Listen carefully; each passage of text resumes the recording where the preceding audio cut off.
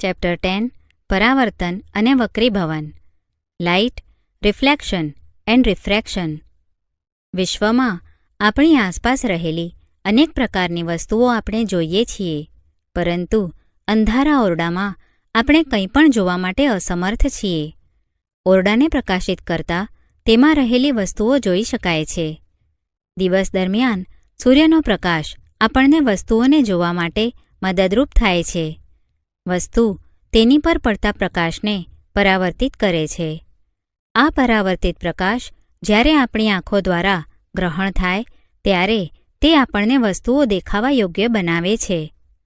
આપણે પારદર્શક માધ્યમની આરપાર જોઈ શકીએ છીએ કારણ કે પ્રકાશ તેમાંથી પસાર થઈ શકે છે. પ્રકાશ સાથે અનેક સામાન્ય તથા અદ્ભુત ઘટનાઓ સંકળાયેલ છે, જેમ કે અરીસાઓ દ્વારા બનતા પ્રતિબિંબો, ટમટમાતા તારાઓ, મેઘધનુષ્યના સુંદર રંગો, માધ્યમ દ્વારા પ્રકાશના વાંકા વળવાની ઘટનાઓ વગેરે. આપણી આસપાસ બનતી સામાન્ય પ્રકાશીય ઘટનાઓના અવલોકનો પરથી આપણે તારણ કાઢી શકીએ કે પ્રકાશ સુરેખપથ પર ગતિ કરે છે. કોઈ નાનું પ્રકાશ ઉદ્ગમ સ્થાન અપારદર્શક વસ્તુનું તીક્ષ્ણ પ્રતિબિંબ બનાવે છે. આ તથ્ય પ્રકાશના સુરેખપથને પ્રદર્શિત કરે છે, જેને સામાન્ય રીતે પ્રકાશનું કિરણ કહે છે. પ્રકાશનું પરાવર્તન, રિફ્લેક્શન ઓફ લાઇટ. સંપૂર્ણ પોલિશ કરેલી સપાટી જેમ કે અરીસો તેના પર પડતા મોટાભાગના પ્રકાશનું પરાવર્તન કરે છે. પ્રકાશના પરાવર્તનના નિયમો યાદ કરી લઈએ. 1. આપાત કોણ અને પરાવર્તન કોણ સમાન હોય છે તથા 2. આપાત કિરણ અરીસાના આપાત બિંદુએ સપાટીને દોરેલ લંબ અને પરાવર્તિત કિરણ બધા એક જ સમતલમાં હોય છે. પરાવર્તનના આ નિયમો ગોલીય સપાટી સહિત બધા જ પ્રકારની પરાવર્તક સપાટીઓ માટે લાગુ પાડી શકાય છે. તમે સમતલ અરીસા વડે બનતા પ્રતિબિંબથી પરિચિત છો. સમતલ અરીસા દ્વારા મળતું પ્રતિબિંબ હંમેશા આભાસી અને ચત્તું હોય છે. પ્રતિબિંબની સાઇઝ વસ્તુની સાઇઝ જેટલી હોય છે. પ્રતિબિંબ અરીસાની પાછળ તેટલા જ અંતરે રચાય છે જેટલા અંતરે અરીસાની આગળ વસ્તુ રાખેલ હોય. આ ઉપરાંત પ્રતિબિંબની બાજુઓ ઉલટાયેલી હોય છે. જો પરાવર્તક સપાટી ગોલીય હોય તો પ્રતિબિંબ કેવું રચાશે? ચમકદાર ચમચીની વક્ર સપાટીને ગોલીય અરીસા તરીકે ગણી શકાય. સૌથી વધુ ઉપયોગમાં આવતા વક્ર અરીસા તરીકે ગોલીય અરીસા છે. આ પ્રકારના અરીસાઓની પરાવર્તક સપાટી કોઈ ગોળાના પૃષ્ઠનો એક ભાગ ગણી શકાય. આવા અરીસાઓ કે જેના પરાવર્તક પૃષ્ઠ ગોલીય હોય તેને ગોલીય અરીસા કહે છે. ગોલીય અરીસાઓ, સ્ફેરિકલ મિરર્સ. ગોલીય અરીસાની પરાવર્તક સપાટી અંદરની તરફ કે બહારની તરફ વક્રાકાર હોઈ શકે. ગોલીય અરીસો કે જેની પરાવર્તક સપાટી અંદરની તરફ એટલે કે ગોળાના કેન્દ્ર તરફ વક્રિત હોય તેને અંતર્ગોળ અરીસો એટલે કે કોન્કેવ મિરર કહે છે. ગોલીય અરીસો કે જેની પરાવર્તક સપાટી બહારની તરફ વક્રાકાર હોય તેને બહિર્ગોળ અરીસો એટલે કે કોન્વેક્સ મિરર કહે છે. હવે તમે સમજી શકશો કે ચમચીની અંદર તરફની વક્ર સપાટી લગભગ અંતર્ગોળ અરીસા જેવી અને ચમચીની બહાર તરફ ઉપસેલી સપાટી લગભગ બહિર્ગોળ અરીસા જેવી છે. ગોલીય અરીસાની પરાવર્તક સપાટીના કેન્દ્રને અરીસાનું ધ્રુવ કહે છે. તે અરીસાના પૃષ્ઠ પર આવેલ હોય છે. ધ્રુવને સામાન્ય રીતે પી અક્ષર વડે દર્શાવવામાં આવે છે. ગોલીય અરીસાની પરાવર્તક સપાટી એક ગોળાનો ભાગ છે. આ ગોળાને કેન્દ્ર હોય છે. આ કેન્દ્રને ગોલીય અરીસાનું વક્રતા કેન્દ્ર કહે છે. તેને સી અક્ષર વડે દર્શાવાય છે. અહીં ખાસ નોંધો કે વક્રતા કેન્દ્ર એ અરીસાનો ભાગ નથી. તે પરાવર્તક સપાટીની બહાર આવેલું હોય છે. અંતર્ગોળ અરીસાનું વક્રતા કેન્દ્ર તેની આગળ તરફ આવેલું છે. જો કે બહિર્ગોળ અરીસાના કિસ્સામાં તે અરીસાની પાછળ આવેલું હોય છે. ગોલીય અરીસાની પરાવર્તક સપાટી જે ગોળાનો ભાગ છે તેની ત્રિજ્યાને અરીસાની વક્રતા ત્રિજ્યા કહે છે. તેને R અક્ષર વડે દર્શાવાય છે. તમે નોંધો કે અંતર PC વક્રતા ત્રિજ્યા જેટલું છે. ગોલીય અરીસાના ધ્રુવ તથા વક્રતા કેન્દ્રમાંથી પસાર થતી કાલ્પનિક રેખાને અરીસાની મુખ્ય અક્ષ કહે છે. યાદ રાખો કે મુખ્ય અક્ષ અરીસાના ધ્રુવ પાસે અરીસાને લંબ હોય છે. ચાલો આપણે અરીસા સાથે સંકળાયેલ એક મહત્વપૂર્ણ પદને પ્રવૃત્તિ દ્વારા સમજીએ. પ્રવૃત્તિ: એક અંતર્ગોળ અરીસાને તમારા હાથમાં પકડી તેની પરાવર્તક સપાટીને સૂર્ય તરફ રાખો. અરીસા દ્વારા પરાવર્તિત થતા પ્રકાશને અરીસાની પાસે રાખેલ એક કાગળની શીટ પર આપાત કરો. જ્યાં સુધી તમને કાગળની શીટ પર એક તીવ્ર ચમકદાર બિંદુ પ્રાપ્ત ન થાય ત્યાં સુધી કાગળની શીટને ધીરે ધીરે આગળ પાછળ કરો. અરીસા તથા કાગળને થોડી મિનિટો સુધી આ સ્થિતિમાં પકડી રાખો. કાગળ સૌપ્રથમ સળગવાનું શરૂ કરે છે અને ધુમાડો ઉત્પન્ન થાય છે.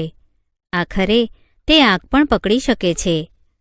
સૂર્યમાંથી આવતો પ્રકાશ અરીસા દ્વારા એક તીક્ષ્ણ ચમકદાર બિંદુ સ્વરૂપે કેન્દ્રિત થાય છે. વાસ્તવમાં કાગળની શીટ પર પ્રકાશનું આ બિંદુ સૂર્યનું પ્રતિબિંબ છે. સૂર્ય પ્રકાશના કેન્દ્રિત થવાથી ઉત્પન્ન થતી ઉષ્માને કારણે કાગળ સળગી ઉઠે છે. અરીસાના સ્થાનથી પ્રતિબિંબનું આ અંતર અરીસાની કેન્દ્ર લંબાઈનું આશરે મૂલ્ય આપે છે. ચાલો આ અવલોકનને એક કિરણાકૃતિ એટલે કે રે ડાયાગ્રામ વડે સમજવાનો પ્રયત્ન કરીએ. અંતર્ગોળ અરીસા પર મુખ્ય અક્ષને સમાંતર કેટલાક કિરણો આપાત થઈ રહ્યા છે. પરાવર્તિત કિરણોનું અવલોકન કરો. તે બધા જ અરીસાની મુખ્ય અક્ષ પર એક બિંદુ પાસે મળી અથવા છેદી રહ્યા છે. આ બિંદુને અંતર્ગોળ અરીસાનું મુખ્ય કેન્દ્ર એટલે કે ફોકસ બિંદુ કહે છે. બહિર્ગોળ અરીસા દ્વારા મુખ્ય અક્ષને સમાંતર કિરણો કેવી રીતે પરાવર્તિત થાય છે? પરાવર્તિત કિરણો મુખ્ય અક્ષ પર એક બિંદુમાંથી આવતા હોય તેવો ભાસ થાય છે. આ બિંદુને બહિર્ગોળ અરીસાનું મુખ્ય કેન્દ્ર કહે છે. મુખ્ય કેન્દ્રને F અક્ષર વડે દર્શાવાય છે. ગોલીય અરીસાના ધ્રુવ તથા મુખ્ય કેન્દ્ર વચ્ચેના અંતરને કેન્દ્ર લંબાઈ કહે છે. તેને F અક્ષર વડે દર્શાવાય છે. ગોલીય અરીસાની પરાવર્તક સપાટી મોટે ભાગે ગોલીય હોય છે. આ સપાટીને એક વર્તુળાકાર સીમારેખા હોય છે. ગોલીય અરીસાની પરાવર્તક સપાટીની આ વર્તુળાકાર સીમારેખાના વ્યાસને અરીસાનું દર્પણમુખ એટલે કે એપર્ચર કહે છે. અંતર Mn દર્પણમુખ દર્શાવે છે. આપણી ચર્ચામાં આપણે ફક્ત તેવા અરીસાઓનો વિચાર કરીશું કે જેનું દર્પણમુખ તેની વક્રતા ત્રિજ્યા કરતાં ઘણું નાનું હોય. શું ગોલીય અરીસાની વક્રતા ત્રિજ્યા R તથા કેન્દ્ર લંબાઈ F વચ્ચે કોઈ સંબંધ છે? નાના દર્પણમુખ ધરાવતા ગોલીય અરીસાઓ માટે વક્રતા ત્રિજ્યા તેની કેન્દ્ર લંબાઈ કરતાં બમણી હોય છે. આપણે આ સંબંધને R = 2F દ્વારા દર્શાવી શકીએ, જે દર્શાવે છે કે ગોલીય અરીસાનું મુખ્ય કેન્દ્ર તેના ધ્રુવ તથા વક્રતા કેન્દ્રને જોડતી રેખાનું મધ્ય બિંદુ હોય છે. ગોલીય અરીસાઓ વડે રચાતા પ્રતિબિંબ image formation by spherical mirrors. અંતર્ગોળ અરીસા દ્વારા વસ્તુના જુદા જુદા સ્થાન માટે મળતા પ્રતિબિંબોનું સ્થાન આપણે કેવી રીતે નક્કી કરી શકીએ? શું આ પ્રતિબિંબ વાસ્તવિક છે કે આભાસી? શું તે મોટા છે, નાના છે કે સમાન પરિણામ ધરાવે છે? આપણે એક પ્રવૃત્તિ દ્વારા તેની સમજૂતી મેળવીશું. પ્રવૃત્તિ: અગાઉ તમે જોયું કે કાગળ પર મળેલ તીવ્ર ચમકદાર બિંદુ ખરેખર સૂર્યનું પ્રતિબિંબ છે. તે અત્યંત નાનું, વાસ્તવિક અને ઉલટું છે. અરીસાથી પ્રતિબિંબનું અંતર માપી તમે અંતર્ગોળ અરીસાની આશરે કેન્દ્ર લંબાઈ મેળવી હતી. એક અંતર્ગોળ અરીસો લો, તેની આશરે કેન્દ્ર લંબાઈ શોધો. કેન્દ્ર લંબાઈનું મૂલ્ય નોંધી લો. ટેબલ પર ચોક વડે એક રેખા દોરો. અંતર્ગોળ અરીસાને એક સ્ટેન્ડ પર ગોઠવો. સ્ટેન્ડને રેખા પર એવી રીતે મૂકો કે જેથી અરીસાનો ધ્રુવ આ રેખા પર આવે. ચોક વડે બીજી બે રેખાઓ અગાઉ દોરેલ રેખાને સમાંતર એવી રીતે દોરો કે જેથી બે ક્રમિક રેખાઓ વચ્ચેનું અંતર અરીસાની કેન્દ્ર લંબાઈ જેટલું મળે. આ રેખાઓ અનુક્રમે બિંદુ પી, એફ અને સીનું સ્થાન દર્શાવે છે. યાદ રાખો કે નાના દર્પણમુખવાળા ગોલીય અરીસાઓનું મુખ્ય કેન્દ્ર એફ, ધ્રુવ પી અને વક્રતા કેન્દ્ર સીના મધ્યમાં હોય છે. એક તેજસ્વી વસ્તુ જેમ કે સળગતી મીણબત્તી વક્રતા કેન્દ્ર સીથી ઘણે દૂર મૂકો. એક કાગળના પડદાને અરીસાની સામે રાખીને જ્યાં સુધી મીણબત્તીની જ્યોતનું પ્રતિબિંબ તેના પર ન મળે ત્યાં સુધી અરીસા તરફ ખસેડો. પ્રતિબિંબનું કાળજીપૂર્વક અવલોકન કરો. તેના પ્રકાર, સ્થાન અને પરિણામનું વસ્તુના પરિમાણ સાપેક્ષે માપન કરો. આ પ્રવૃત્તિનું મીણબત્તીના નીચે દર્શાવેલ સ્થાનો માટે પુનરાવર્તન કરો. એ, સીથી થોડે દૂર, બી, સી પર, સી, એફ તથા સીની વચ્ચે, ડી, એફ પર તથા ઈ, પી અને એફની વચ્ચે. આ બધા પૈકી એક સ્થિતિમાં તમે પડદા પર પ્રતિબિંબ નહીં મેળવી શકો. આ સ્થિતિમાં વસ્તુનું સ્થાન નક્કી કરો. ત્યારબાદ અરીસામાં તેનું આભાસી પ્રતિબિંબ મેળવો. તમારા અવલોકનોને અવલોકન કોઠામાં નોંધો. ઉપરોક્ત પ્રવૃત્તિમાં તમે જોયું કે અંતર્ગોળ અરીસા દ્વારા મળતા પ્રતિબિંબનો પ્રકાર, સ્થાન અને પરિણામ બિંદુ પી, બિંદુ એફ તથા સીની સાપેક્ષમાં વસ્તુના સ્થાન પર આધાર રાખે છે. વસ્તુના કેટલાક સ્થાનો માટે મળતું પ્રતિબિંબ વાસ્તવિક હોય છે. વસ્તુના બીજા કેટલાક ચોક્કસ સ્થાનો માટે તે આભાસી હોય છે. વસ્તુના સ્થાન અનુસાર પ્રતિબિંબ મોટું, નાનું કે સમાન પરિણામનું હોય છે. તમારા સંદર્ભ માટે આ અવલોકનોનું સંક્ષિપ્ત વર્ણન આપેલ છે. અંતર્ગોળ અરીસા દ્વારા વસ્તુના જુદા જુદા સ્થાનોને અનુરૂપ મળતા પ્રતિબિંબ. વસ્તુનું સ્થાન, પ્રતિબિંબ સ્થાન, પ્રતિબિંબની સાઇઝ, પ્રતિબિંબનો પ્રકાર. અનંત અંતરે, મુખ્ય કેન્દ્ર એફ પર, ખૂબ જ નાનું બિંદુવત, વાસ્તવિક અને ઉલટું. સીથી દૂર, એફ અને સીની વચ્ચે, નાનું, વાસ્તવિક અને ઉલટું. સી પર, સમાન સાઇઝનું, વાસ્તવિક અને ઉલટું. સી અને એફની વચ્ચે, સીથી દૂર, વિવર્ધિત એટલે કે મોટું, વાસ્તવિક અને ઉલટું. એફ પર, અનંત અંતરે, ખૂબ જ વિવર્ધિત, વાસ્તવિક અને ઉલટું. પી અને એફની વચ્ચે, અરીસાની પાછળ, વિવર્ધિત, આભાસી અને ચત્તું. કિરણાકૃતિ એટલે કે રે ડાયાગ્રામના ઉપયોગ દ્વારા ગોલીય અરીસાઓ વડે બનતા પ્રતિબિંબોનું નિરૂપણ. Representation of images formed by spherical mirrors using ray diagrams.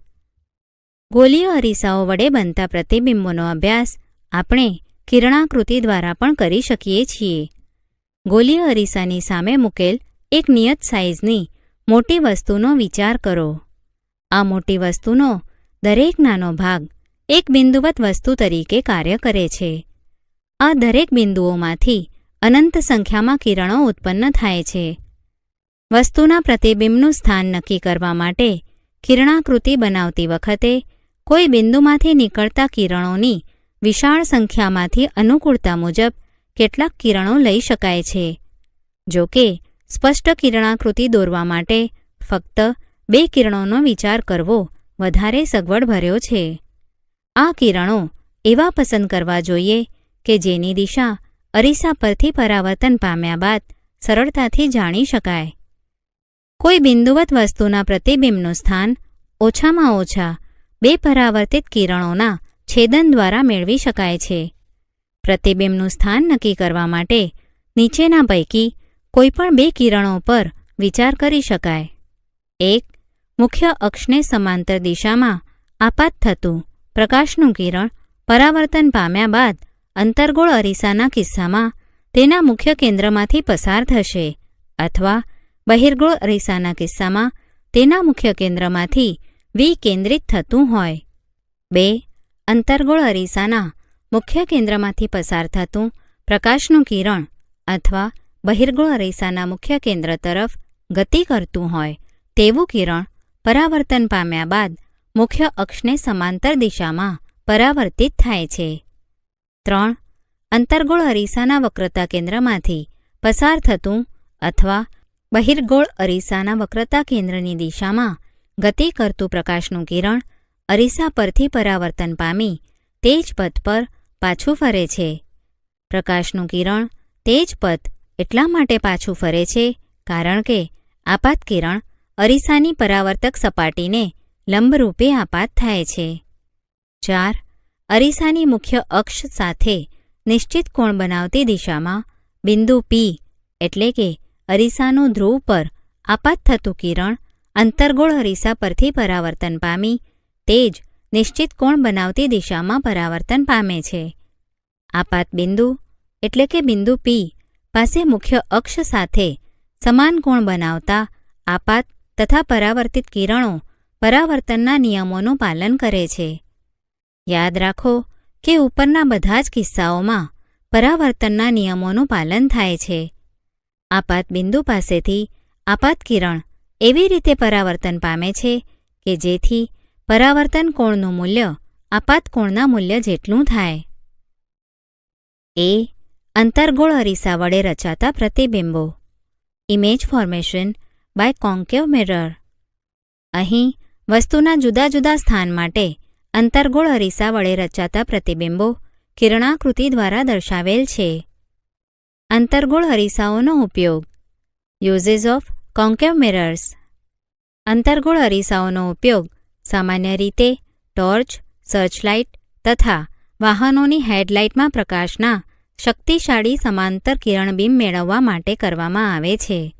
ઘણીવાર તેમનો ઉપયોગ દાઢી કરવાના અરીસા એટલે કે શેવિંગ મિરર્સ તરીકે ચહેરાનું મોટું પ્રતિબિંબ જોવા માટે કરવામાં આવે છે. દાંતના ડોક્ટરો અંતર્ગોળ અરીસાનો ઉપયોગ દર્દીઓના દાંતનું મોટું પ્રતિબિંબ જોવા માટે કરે છે.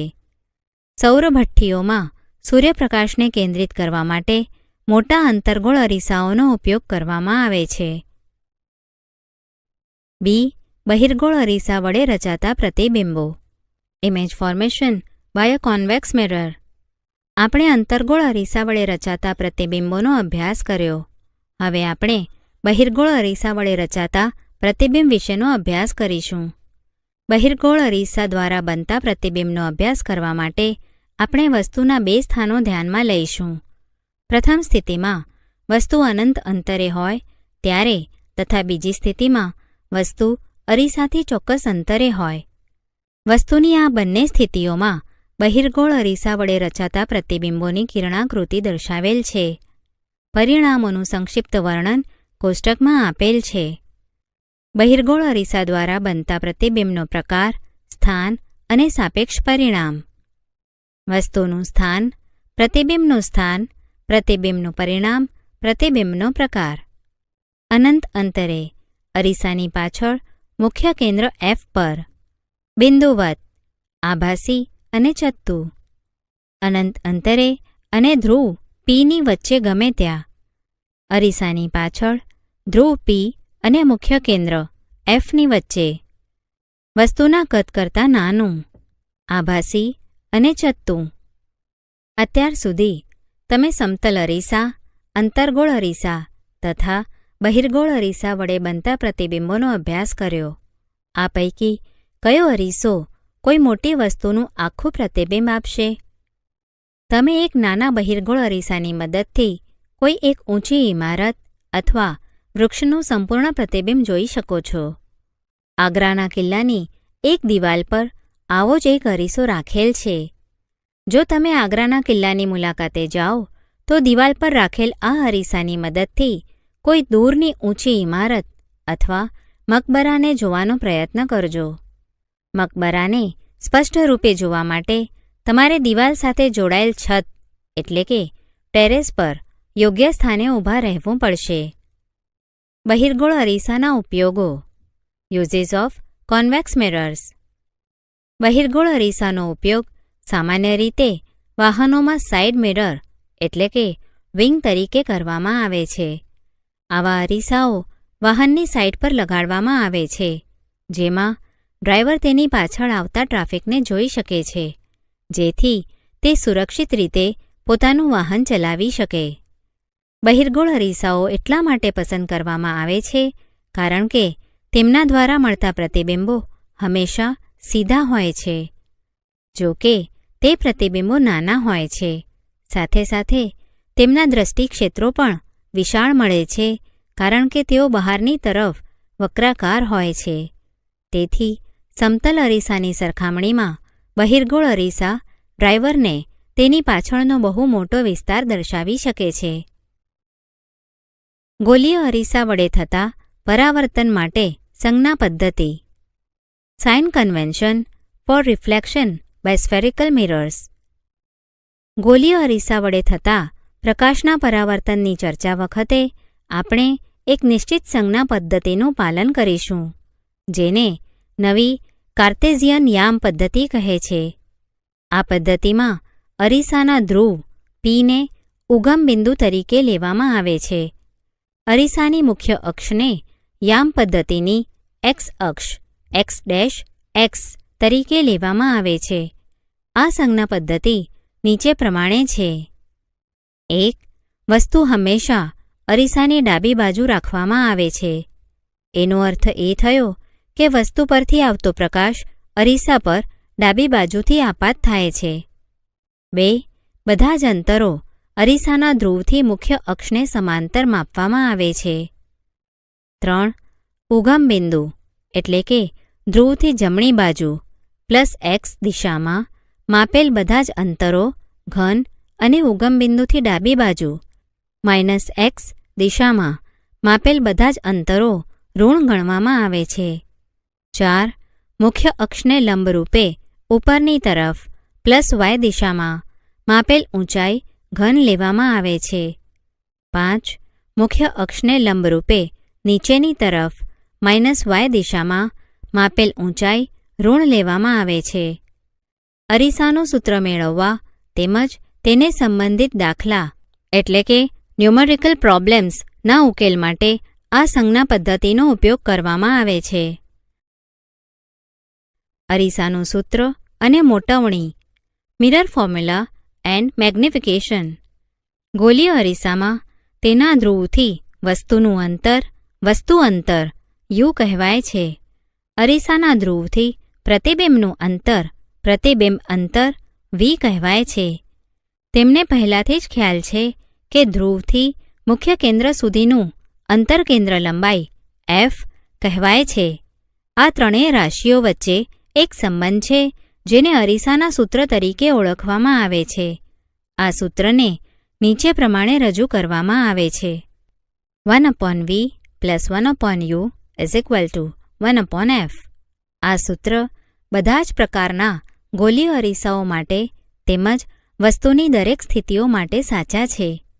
પ્રશ્નોનો ઉકેલ મેળવતી વખતે જ્યારે તમે અરીસાના સૂત્રમાં u, v, f તથા r ના મૂલ્યો મૂકો ત્યારે તમારે નવી કાર્તેઝિયન સંજ્ઞા પદ્ધતિનો ઉપયોગ ફરજિયાત કરવો જોઈએ. મોટવણી મેગ્નિફિકેશન. ગોલીય અરીસા દ્વારા મળતી મોટવણી એવું સાપેક્ષ અંતર છે કે જેના વડે કોઈ વસ્તુનું પ્રતિબિંબ વસ્તુની સાઇઝની સાપેક્ષે કેટલા ઘણું વિવર્ધિત છે તે જાણી શકાય છે. તેને પ્રતિબિંબની ઊંચાઈ અને વસ્તુની ઊંચાઈના ગુણોત્તર રૂપે રજૂ કરી શકાય છે. જો વસ્તુની ઊંચાઈ h હોય તથા પ્રતિબિંબની ઊંચાઈ h' હોય તો ગોલીય અરીસા દ્વારા મળતી મોટવણી એટલે કે m નીચે પ્રમાણે દર્શાવી શકાય છે. m = પ્રતિબિંબની ઊંચાઈ h' અપોન વસ્તુની ઊંચાઈ h. m = h'/h. મોટવણી m ને વસ્તુ અંતર u તથા પ્રતિબિંબ અંતર v સાથે પણ સાંકળી શકાય, જેને નીચે પ્રમાણે રજૂ કરી શકાય છે. મોટવણી m = h dash upon h is equal to minus v upon u. અહીં નોંધો કે વસ્તુની ઊંચાઈ ઘન લેવામાં આવે છે કારણ કે મોટે ભાગે વસ્તુ મુખ્ય અક્ષની ઉપર રાખવામાં આવે છે. આભાસી પ્રતિબિંબો માટે પ્રતિબિંબની ઊંચાઈ ઘન લેવી પડે, જ્યારે વાસ્તવિક પ્રતિબિંબો માટે તેને ઋણ લેવામાં આવે છે. મોટાવણીના મૂલ્યમાં રહેલા ઋણ ચિહ્નથી પ્રતિબિંબ વાસ્તવિક છે તે જાણી શકાય છે. મોટાવણીના મૂલ્યમાં ઘન ચિહ્ન દર્શાવે છે કે પ્રતિબિંબ આભાસી છે. ઉદાહરણ 1. કોઈ વાહનમાં પાછળના દ્રશ્ય જોવા માટે ઉપયોગમાં લેવાયેલ બહિર્ગોળ અરીસાની વક્રતા ત્રિજ્યા 3 મીટર છે. જો એક બસ અરીસાથી 5 મીટર અંતરે આવેલ હોય તો આ અરીસા વડે મળતા પ્રતિબિંબનું અંતર, પ્રકાર તથા પરિણામ નક્કી કરો. ઉકેલ: વક્રતા ત્રિજ્યા r is equal to plus 3.00 m, વસ્તુ અંતર u is equal to minus 5.00 m, પ્રતિબિંબ અંતર v is equal to what, પ્રતિબિંબની ઊંચાઈ h dash is equal to what, કેન્દ્ર લંબાઈ f is equal to r upon 2 is equal to plus 3.00 m upon 2 is equal to 1.50 m.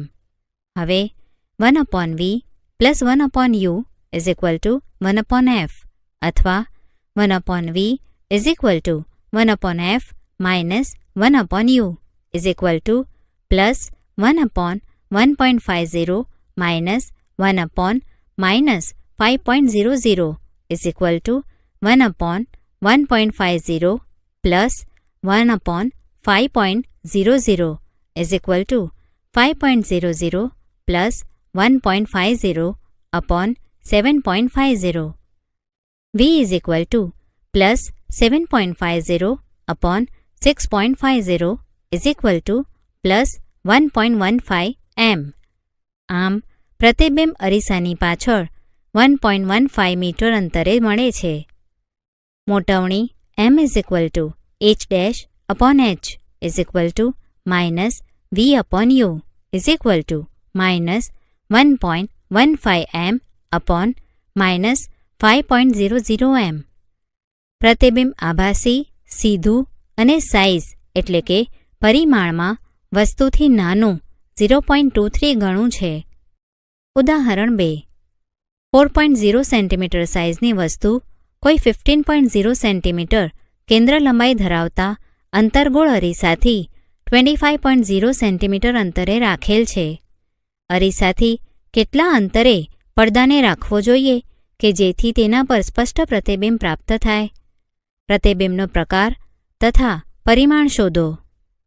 ઉકેલ: વસ્તુની ઊંચાઈ h is equal to plus 4.0 cm, વસ્તુ અંતર u is equal to minus 25.0 cm, કેન્દ્ર લંબાઈ f is equal to minus 15.0 cm, પ્રતિબિંબ અંતર v is equal to what, પ્રતિબિંબનું પરિણામ h dash is equal to what.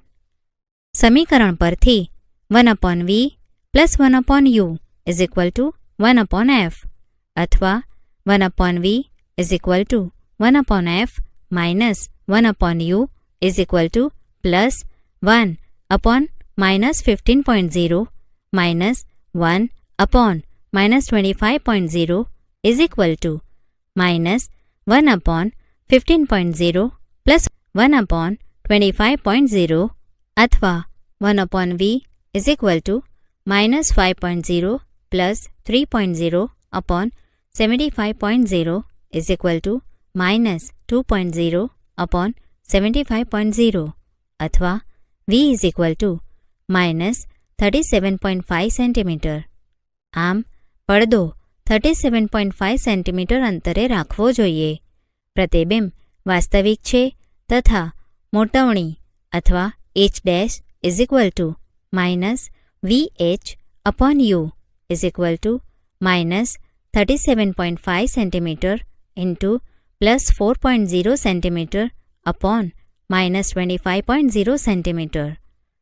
પ્રતિબિંબની ઊંચાઈ h dash is equal to minus 6.0 centimetre પ્રતિબિંબ ઉલટું અને મોટું છે. પ્રકાશનું વક્રીભવન, રિફ્રેક્શન ઓફ લાઇટ. કોઈ પારદર્શક માધ્યમમાં પ્રકાશ સુરેખ પથ પર ગતિ કરતો જોવા મળે છે. જ્યારે પ્રકાશ એક પારદર્શક માધ્યમમાંથી બીજા પારદર્શક માધ્યમમાં પ્રવેશે ત્યારે શું તે હજુ પણ સુરેખ પથ પર ગતિ કરે છે કે પોતાની દિશા બદલે છે? પાણી ભરેલ ટેન્ક અથવા તળાવની સપાટી ઉપર તરફ ખસેલી જણાય છે. તે જ રીતે એક કાચના ચોસલાને મુદ્રિત સાહિત્ય પર રાખી ચોસલાની ઉપરની સપાટી પરથી જોતા અક્ષર ઉપર તરફ ખસેલા જોવા મળે છે. આવું કેમ થાય છે? તમે પાણી ભરેલ ગ્લાસમાં અંશતઃ ડૂબાડેલ પેન્સિલ જોઈ છે? તે હવા તથા પાણીના આંતરપૃષ્ઠ એટલે કે પાણીની ઉપરની સપાટી પાસે વાંકી વળેલી જણાય છે. તમે એ પણ જોયું હશે કે કાચના ગ્લાસમાં રાખેલ લીંબુ તેની વાસ્તવિક સાઇઝ કરતાં મોટું દેખાય છે. આ અનુભવો એટલે કે અવલોકનોની સમજૂતી તમે કેવી રીતે આપશો? ચાલો આપણે પાણીમાં અંશતઃ ડૂબાડેલી પેન્સિલના વાંકા વળવાની ઘટના પર વિચાર કરીએ. પેન્સિલના પાણીમાં ડૂબેલા ભાગ પરથી તમારી સુધી પહોંચતા પ્રકાશના કિરણો પેન્સિલના પાણીની બહાર રહેલા ભાગની સરખામણીમાં અલગ દિશામાંથી આવતા જણાય છે. તેના કારણે પેન્સિલ વાંકી વળેલી જણાય છે. આ જ કારણસર અક્ષરોની ઉપર કાચનો સ્લેબ રાખીને જોતા તે ઉપર તરફ ખસેલા જણાય છે. જો પાણીને બદલે અન્ય કોઈ પ્રવાહી જેમ કે કેરોસીન કે ટર્પેન્ટાઇનનો ઉપયોગ કરીએ છીએ ત્યારે પણ પેન્સિલ આટલી જ વાંકી જણાશે? જો આપણે કાચના સ્લેબને બદલે પારદર્શક પ્લાસ્ટિકના સ્લેબનો ઉપયોગ કરીએ તો ત્યારે પણ અક્ષરો એટલા જ ઉપર ખસેલા જણાશે? તમે અનુભવશો કે અલગ અલગ માધ્યમોની જોડ માટે આ ઘટનાની અસરકારકતા અલગ અલગ છે. આ અવલોકનો દર્શાવે છે કે પ્રકાશ દરેક માધ્યમોમાં એક જ દિશામાં ગતિ કરતો નથી. એવું જોવા મળે છે કે એક માધ્યમમાંથી બીજા માધ્યમમાં પ્રવેશતા પ્રકાશના ત્રાંસા કિરણની પ્રસરણની દિશા બદલાઈ જાય છે. આ ઘટનાને પ્રકાશનું વક્રીભવન કહે છે. આ ઘટનાને વિસ્તારપૂર્વક સમજવા માટે આપણે કેટલીક પ્રવૃત્તિઓ કરીએ. પ્રવૃત્તિ: એક મોટા છીંછરા કટોરાને ટેબલ પર રાખી તેમાં એક સિક્કો મૂકો. કટોરાથી ધીરે ધીરે દૂર જાઓ. જ્યારે સિક્કો જસ્ટ દેખાવાનો બંધ થાય ત્યારે અટકી જાઓ. તમારા મિત્રને સિક્કાને હલાવ્યા સિવાય ધીરે ધીરે કટોરામાં પાણી ઉમેરવાનું કહો. તમારા સ્થાનથી સિક્કાને જોતા રહો. કટોરામાં પાણી ભરતા સિક્કો ફરીથી દેખાવા લાગે છે. પ્રકાશના વક્રીભવનને કારણે સિક્કો પોતાની વાસ્તવિક સ્થિતિથી થોડો ઉપર ખસેલો જોવા મળે છે. પ્રવૃત્તિ: ટેબલ પર રાખેલ એક સફેદ કાગળની શીટ પર શાહીની એટલે કે ઇંકની જાડી સીધી રેખા દોરો. આ રેખા પર એક કાચના સ્લેબને એવી રીતે મૂકો કે તેની કોઈ એક સપાટી આ રેખા સાથે કોઈ ખૂણો બનાવે. સ્લેબની નીચે આવેલ રેખાના ભાગને સાઇડથી જુઓ. કાચના સ્લેબની નીચેની રેખા શિરોબિંદુઓ પાસે વાંકી વળેલી જોવા મળે છે. હવે કાચના સ્લેબને એવી રીતે રાખો કે જેથી તે રેખાને લંબ હોય. શું કાચના સ્લેબની નીચે રેખાનો ભાગ વાંકો વળેલો દેખાય છે? રેખાને કાચના સ્લેબની ઉપરની સપાટી પરથી જુઓ. સ્લેબની નીચે રહેલ રેખાનો ભાગ ઉપર ખસેલો જણાય છે. કાચના લંબઘન વડે પ્રકાશનું વક્રીભવન, refraction through a rectangular glass slab. કાચના લંબઘન વડે થતા પ્રકાશના વક્રીભવનને સમજવા માટે ચાલો આપણે એક પ્રવૃત્તિ કરીએ. ડ્રોઈંગ બોર્ડ પર ડ્રોઈંગ પિનોની મદદથી એક સફેદ કાગળની શીટ લગાડો. શીટ પર મધ્યમાં એક લંબઘન ચોસલાને મૂકો. પેન્સિલથી સ્લેબની સીમાઓ દોરો. તેને ABCD નામ વડે ઓળખીશું. 4 એક સમાન ટાંકણીઓ લો. 2 ટાંકણીઓ ધારો કે E તથા F ઉર્ધ્વ સમતલમાં એવી રીતે લગાડો કે જેથી તેમને જોડતી રેખા સપાટી AB સાથે કોઈ ખૂણો બનાવે. ટાંકણીઓ E તથા Fના પ્રતિબિંબોને વિરુદ્ધ સપાટી પરથી જુઓ. બીજી બે ટાંકણીઓ ધારો કે G તથા H ને એવી રીતે લગાડો કે જેથી આ ટાંકણીઓ તથા E અને Fના પ્રતિબિંબ એક સીધી રેખા પર આવેલા હોય. ટાંકણીઓ તથા સ્લેબને દૂર કરો. ટાંકણીઓ E તથા Fની અણીઓ એટલે કે ટીપના સ્થાનને જોડો તથા આ રેખાને AB સુધી લંબાવો. ધારો કે EF AB ને બિંદુ O પાસે મળે છે. આ જ રીતે ટાંકણીઓ G તથા Hની અણીઓના સ્થાનને જોડો તથા મળતી રેખાને CD સપાટી સુધી લંબાવો. ધારો કે HG CDને O' પાસે મળે છે. O તથા O' ને જોડો.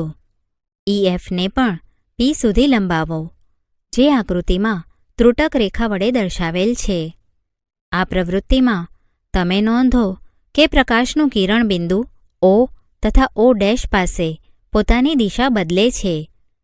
નોંધો કે બંને બિંદુ O તથા O' પારદર્શી માધ્યમોને છૂટા પાડતી સપાટીઓ પર આવેલા છે. ABના બિંદુ O પાસે એક લંબ N દોરો તથા બીજો લંબ M CDના બિંદુ O' પર દોરો. બિંદુ O પાસે પ્રકાશનું કિરણ પાતળા માધ્યમમાંથી ઘટ્ટ માધ્યમમાં એટલે કે હવાથી કાચમાં પ્રવેશે છે. અહીં નોંધો કે પ્રકાશનું કિરણ લંબ તરફ વાંકું વળે છે. બિંદુ O' પાસે પ્રકાશનું કિરણ કાચથી હવામાં એટલે કે ઘટ્ટ માધ્યમમાંથી પાતળા માધ્યમમાં પ્રવેશે છે. અહીં પ્રકાશનું કિરણ લંબથી દૂર જાય છે. બંને પરાવર્તક સપાટીઓ AB અને CD પાસે આપાત કોણ તથા પરાવર્તન કોણના મૂલ્યોની સરખામણી કરો. આકૃતિમાં EO આપાત કિરણ છે, O' પરાવર્તિત કિરણ છે તથા O' નિર્ગમન કિરણ છે. તમે જોઈ શકો છો કે નિર્ગમન કિરણ આપાત કિરણની દિશાને સમાંતર છે. કાચના લંબઘન સ્લેબની સામસામેની સપાટીઓ AB હવા કાચ આંતરપૃષ્ઠ તથા CD કાચ હવા આંતરપૃષ્ઠ પર પ્રકાશના કિરણના વંકાવાની હદ સમાન અને વિરુદ્ધ હોય છે. આ જ કારણસર નિર્ગમન કિરણ આપાત કિરણને સમાંતર હોય છે, જો કે પ્રકાશનું કિરણ થોડું બહારની તરફ ખસે છે. હવે તમે પ્રકાશના વક્રીભવનથી પરિચિત છો. પ્રકાશના એક પારદર્શક માધ્યમમાંથી બીજામાં પ્રવેશ કરતી વખતે તેના વેગમાં થતા ફેરફારને કારણે વક્રીભવનની ઘટના બને છે. પ્રયોગો દર્શાવે છે કે પ્રકાશનું વક્રીભવન નિશ્ચિત નિયમોને આધીન થાય છે. પ્રકાશના વક્રીભવનના નિયમો નીચે પ્રમાણે છે.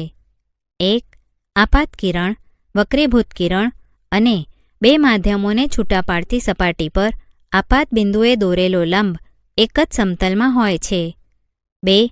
પ્રકાશના આપેલ રંગ તથા આપેલ માધ્યમોની જોડ માટે આપાત કોણના સાઇન અને વક્રીભૂત કોણનો સાઇનનો ગુણોત્તર અચળ રહે છે. આ નિયમ સ્નેલના નિયમ તરીકે ઓળખાય છે.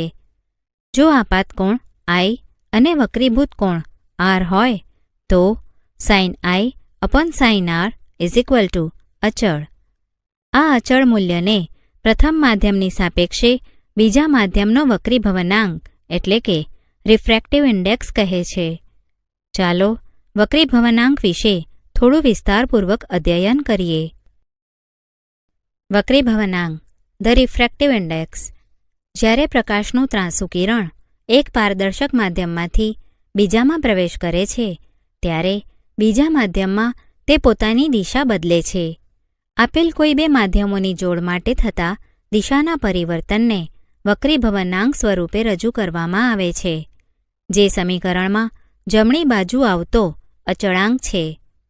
વક્રીભવનાંક જુદા જુદા માધ્યમોમાં પ્રકાશના પ્રસરણ દરમિયાન મળતા સાપેક્ષ વેગને સાંકળતી મહત્વપૂર્ણ ભૌતિક રાશિ છે.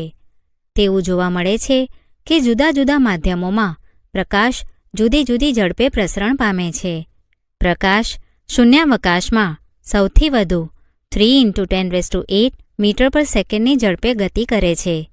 હવામાં પ્રકાશની ઝડપ શૂન્યાવકાશની સાપેક્ષે સહજ ઓછી હોય છે, જ્યારે કાચ કે પાણીમાં તે નોંધપાત્ર રીતે ઘટે છે. બે માધ્યમોની જોડ માટે વક્રીભવનાંકનું મૂલ્ય નીચે દર્શાવ્યા મુજબ બંને માધ્યમોમાં પ્રકાશના વેગ પર આધારિત છે. આકૃતિમાં દર્શાવ્યા અનુસાર પ્રકાશના એક કિરણનો વિચાર કરો જે માધ્યમ 1 થી માધ્યમ 2માં ગતિ કરી રહ્યું છે. ધારો કે માધ્યમ 1માં પ્રકાશનો વેગ v1 તથા માધ્યમ 2માં v2 છે. માધ્યમ 2નો માધ્યમ 1ની સાપેક્ષે વક્રીભવનાંક માધ્યમ 1માં પ્રકાશના વેગ તથા માધ્યમ 2માં પ્રકાશના વેગના ગુણોત્તર દ્વારા રજૂ કરવામાં આવે છે, જેને n21 સંજ્ઞા વડે રજૂ કરવામાં આવે છે, જેને સમીકરણના સ્વરૂપે નીચે પ્રમાણે રજૂ કરી શકાય. n21 માધ્યમ 1માં પ્રકાશનો વેગ અપોન માધ્યમ 2માં પ્રકાશનો વેગ v1 અપોન v2. આ જ દલીલ મુજબ માધ્યમ 1નો માધ્યમ 2ની સાપેક્ષે વક્રીભવનાંક n12 વડે દર્શાવાય છે. તે નીચે પ્રમાણે આપી શકાય. n12 માધ્યમ 2માં પ્રકાશનો વેગ અપોન માધ્યમ 1માં પ્રકાશનો વેગ v2 અપોન v1. જો માધ્યમ 1 શૂન્યાવકાશ કે હવા હોય તો માધ્યમ 2નો વક્રીભવનાંક શૂન્યાવકાશની સાપેક્ષે લેવામાં આવે છે, જેને માધ્યમનો નિરપેક્ષ વક્રીભવનાંક કહે છે, જેને ફક્ત n2 વડે દર્શાવાય છે. જો હવામાં પ્રકાશની ઝડપ c હોય અને માધ્યમમાં ઝડપ v હોય તો માધ્યમનો વક્રીભવનાંક nm નીચે પ્રમાણે આપી શકાય. nm હવામાં પ્રકાશનો વેગ અપોન માધ્યમમાં પ્રકાશનો વેગ c અપોન v. માધ્યમના નિરપેક્ષ વક્રીભવનાંકને ફક્ત વક્રીભવનાંક કહે છે. કોષ્ટકમાં ઘણા માધ્યમોના વક્રીભવનાંકો દર્શાવેલ છે. કોષ્ટક પરથી તમે જાણી શકો છો કે પાણીનો વક્રીભવનાંક Nw 1.33 છે. તેનો અર્થ એ થયો કે હવામાં પ્રકાશના તથા પાણીમાં પ્રકાશના વેગનો ગુણોત્તર 1.33 છે. તે જ રીતે ક્રાઉન કાચનો વક્રીભવનાંક Ng 1.52 છે. કેટલાક દ્રવ્ય માધ્યમોના નિરપેક્ષ વક્રીભવનાંક. દ્રવ્ય માધ્યમ વક્રીભવનાંક.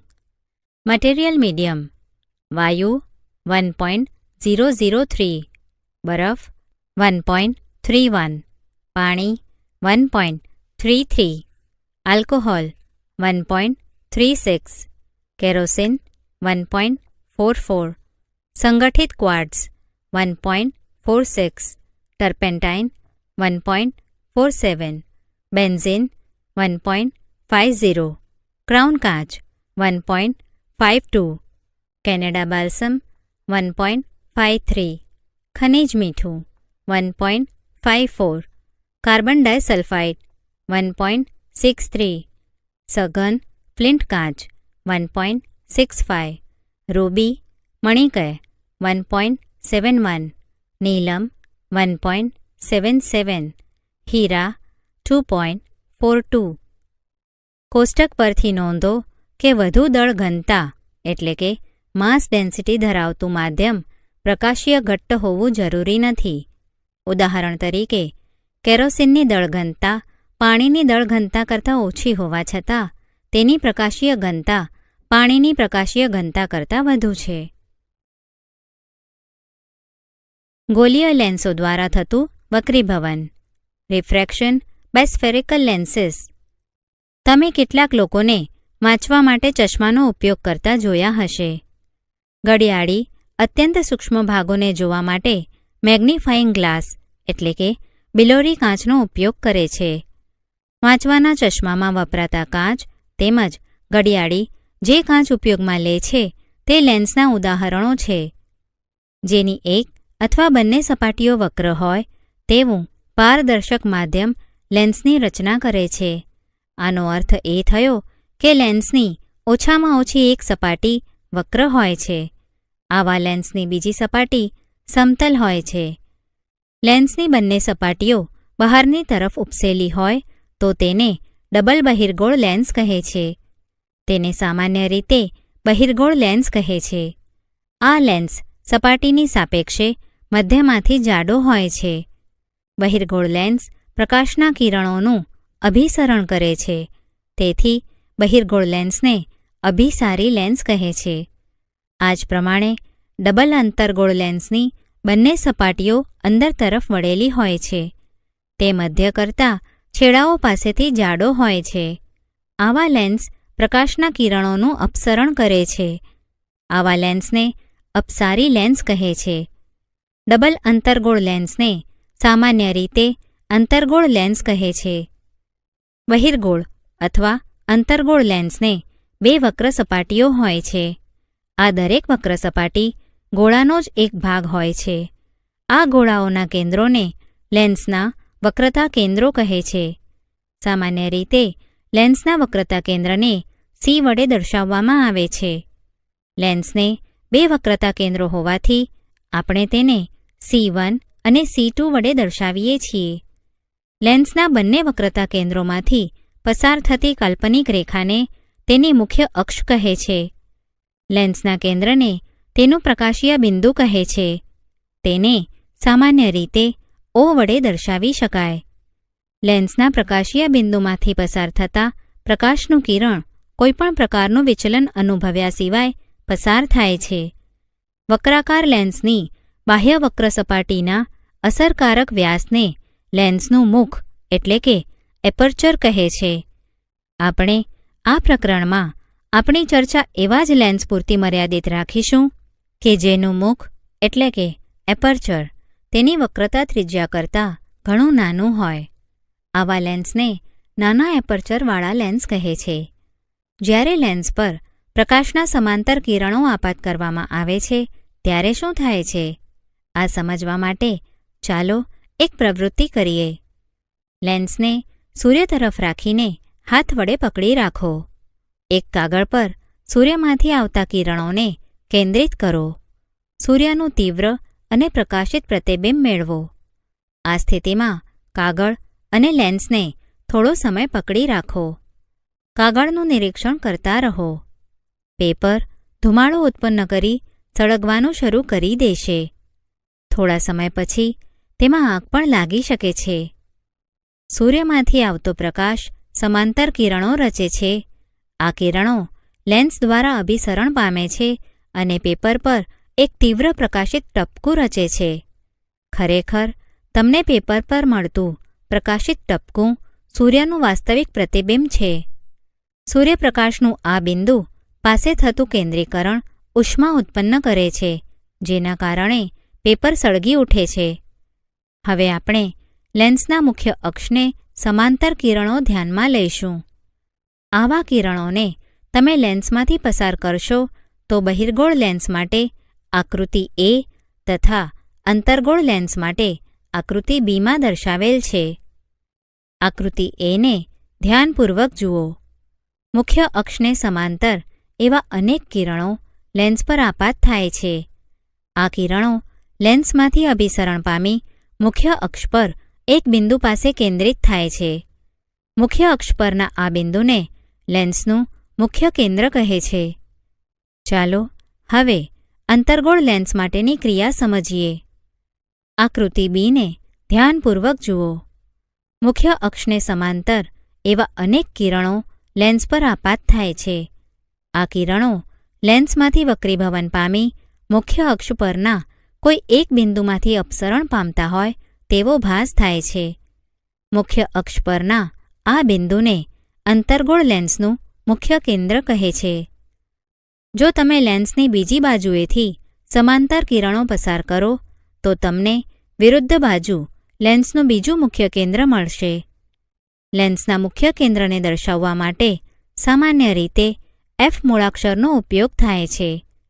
જો કે લેન્સને બે મુખ્ય કેન્દ્રો હોય છે, તેમને F1 અને F2 વડે દર્શાવાય છે. પ્રકાશીય કેન્દ્રથી મુખ્ય કેન્દ્ર સુધીના અંતરને લેન્સની કેન્દ્ર લંબાઈ કહે છે. કેન્દ્ર લંબાઈને દર્શાવવા માટે F મૂળાક્ષરનો ઉપયોગ હોય છે. લેન્સના સ્થાન અને સૂર્યના પ્રતિબિંબના સ્થાન વચ્ચેનું અંતર લેન્સની અંદાજિત કેન્દ્ર લંબાઈ આપે છે. લેન્સ દ્વારા રચાતા પ્રતિબિંબો. Image formation by lenses. વક્રીભૂત પ્રકાશ દ્વારા લેન્સ પ્રતિબિંબ રચે છે. ચાલો પહેલા બહિર્ગોળ લેન્સ માટે આનો અભ્યાસ કરીએ. એક બહિર્ગોળ લેન્સ લો, તેની આશરે કેન્દ્ર લંબાઈ શોધો.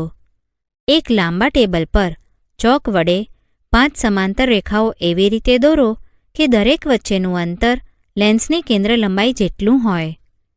લેન્સને લેન્સ સ્ટેન્ડમાં રાખીને સ્ટેન્ડને મધ્યમાં આવેલી રેખા પર એવી રીતે ગોઠવો કે જેથી લેન્સનું પ્રકાશીય કેન્દ્ર બરોબર રેખા પર આવે. લેન્સની બંને બાજુએ આવેલી રેખાઓ અનુક્રમે લેન્સના F અને 2Fને અનુરૂપ છે.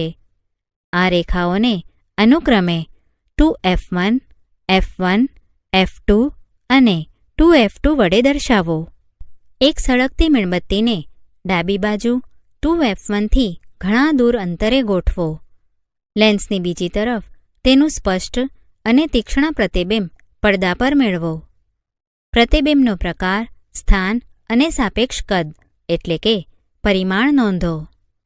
વસ્તુને 2F1 થી થોડી જ દૂર F1 અને 2F1ની વચ્ચે F1 પર તથા F1 અને Oની વચ્ચે રાખી આ પ્રવૃત્તિનું પુનરાવર્તન કરો.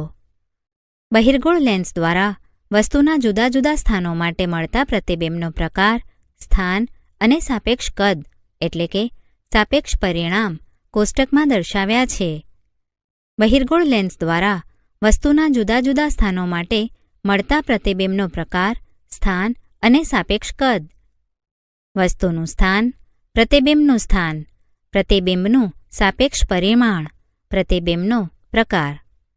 અનંત અંતરે લેન્સની બીજી તરફ મુખ્ય કેન્દ્ર F પર. બિંદુવત, વાસ્તવિક અને ઉલટું.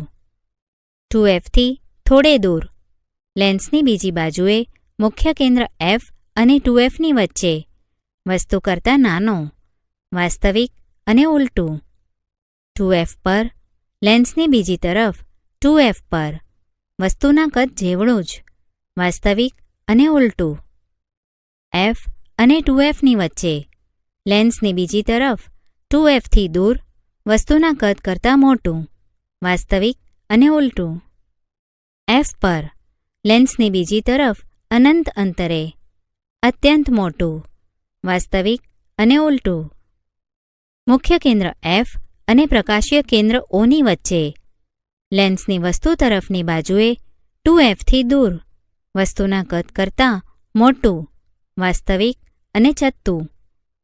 ચાલો હવે અંતર્ગોળ લેન્સ માટે પ્રતિબિંબનો પ્રકાર, સ્થાન અને સાપેક્ષ કદનો અભ્યાસ કરવા માટેની પ્રવૃત્તિ કરીએ.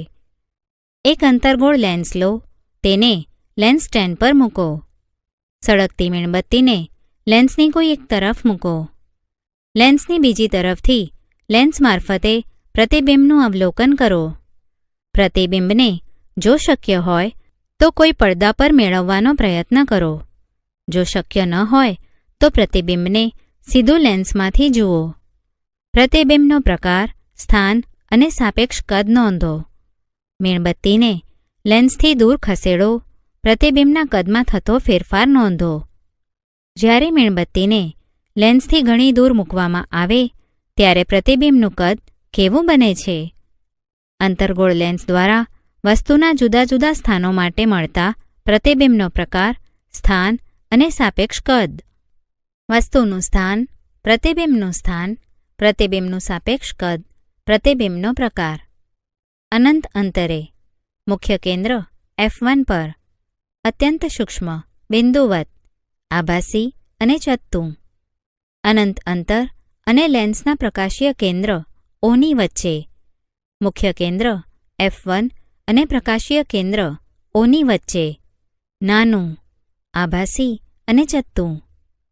અંતર્ગોળ લેન્સ હંમેશા આભાસી, ચત્તું અને નાનું પ્રતિબિંબ આપે છે જે વસ્તુના સ્થાન પર આધારિત નથી.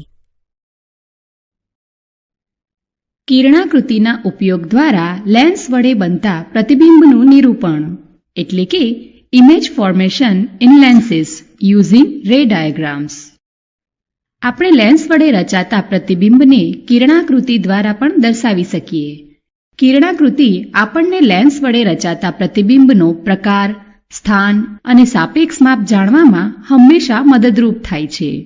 લેન્સ માટે કિરણાકૃતિ દોરવા માટે આપણે વક્ર અરીસાની જેમ જ નીચેના પૈકી કોઈ પણ બે કિરણોને ધ્યાનમાં લઈશું. 1.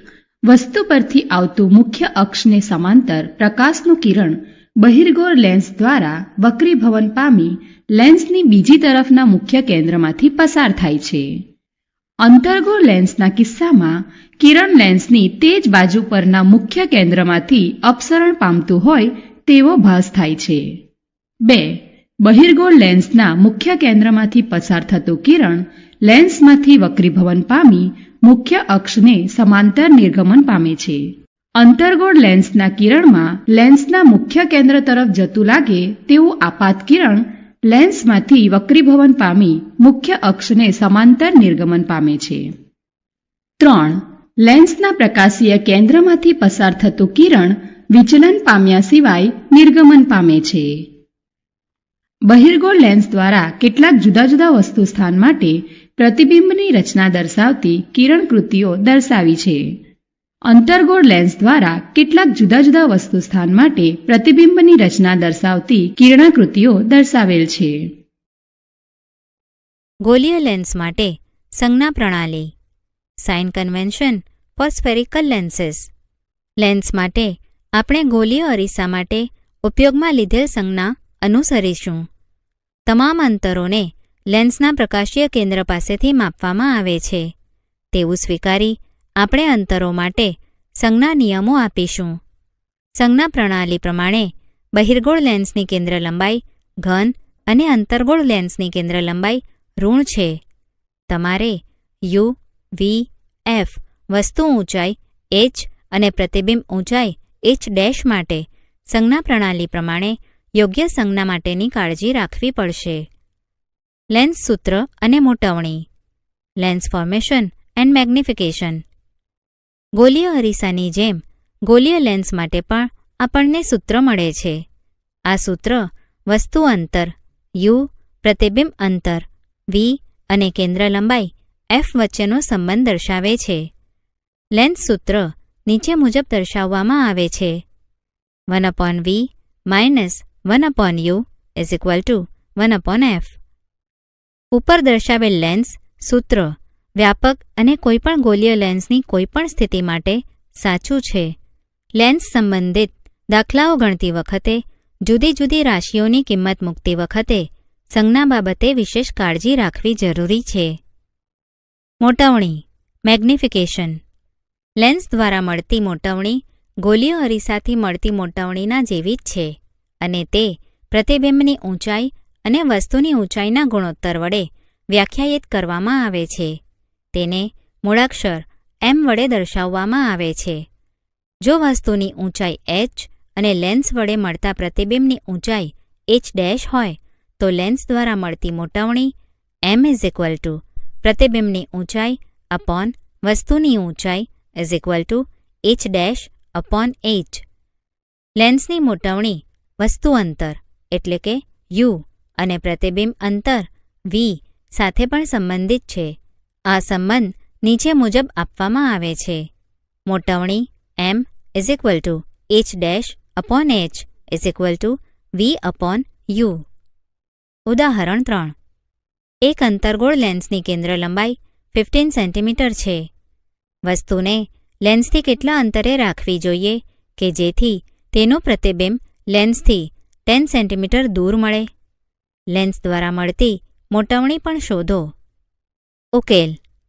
અંતર્ગોળ લેન્સ દ્વારા મળતું પ્રતિબિંબ હંમેશા આભાસી, ચત્તુ અને લેન્સથી વસ્તુ તરફની બાજુએ જ મળે છે. પ્રતિબિંબ અંતર v = -10 સેન્ટીમીટર, કેન્દ્ર લંબાઈ f = -15 સેન્ટીમીટર, વસ્તુ અંતર u = વોટ. હવે 1/v - 1/u = 1/f અથવા 1/u is equal to 1/v minus 1/f.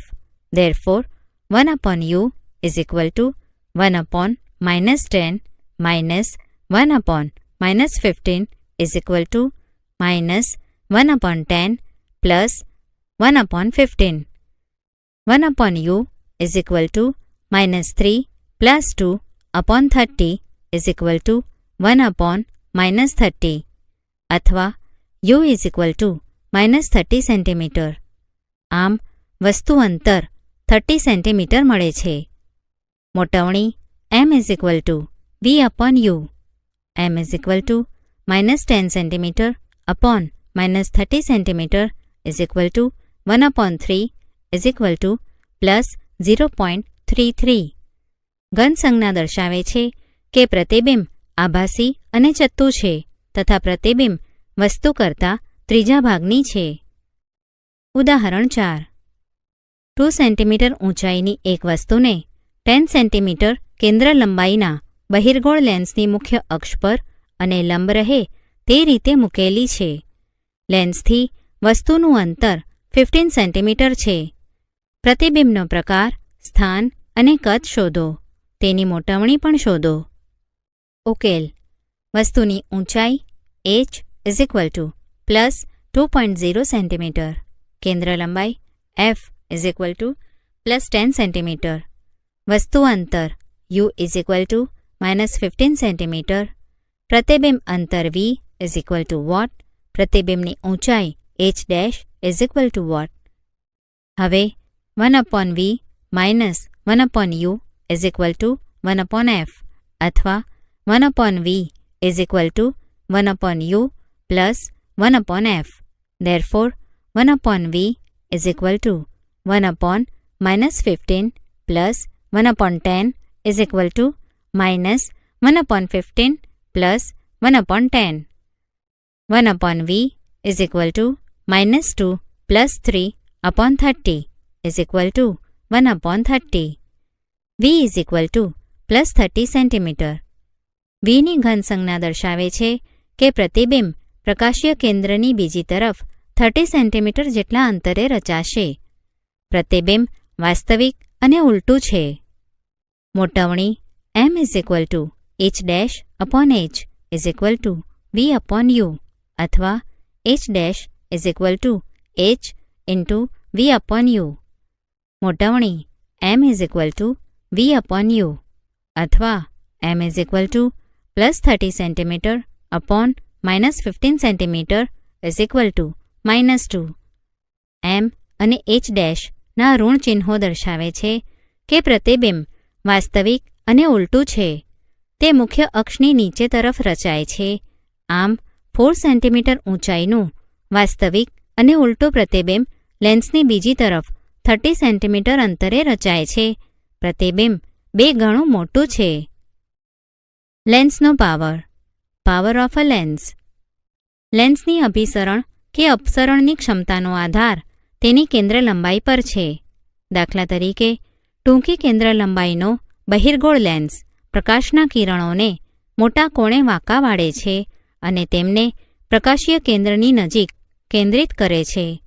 આ જ પ્રમાણે ટૂંકી કેન્દ્ર લંબાઈનો અંતર્ગોળ લેન્સ મોટી કેન્દ્ર લંબાઈના લેન્સ કરતાં વધારે અપસારણ કરે છે.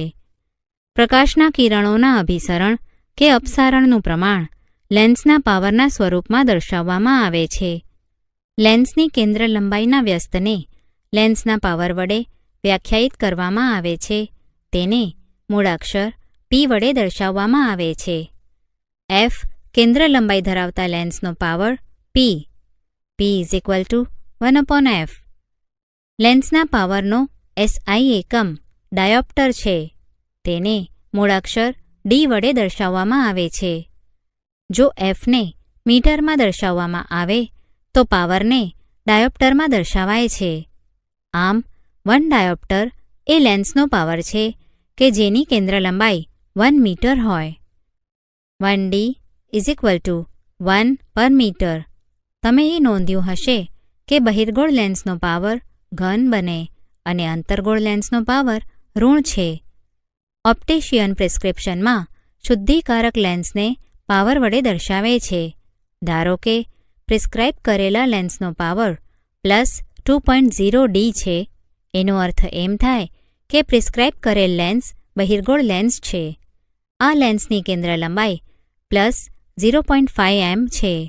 આ જ પ્રમાણે -2.5Dના લેન્સની કેન્દ્ર લંબાઈ -0.40 m છે.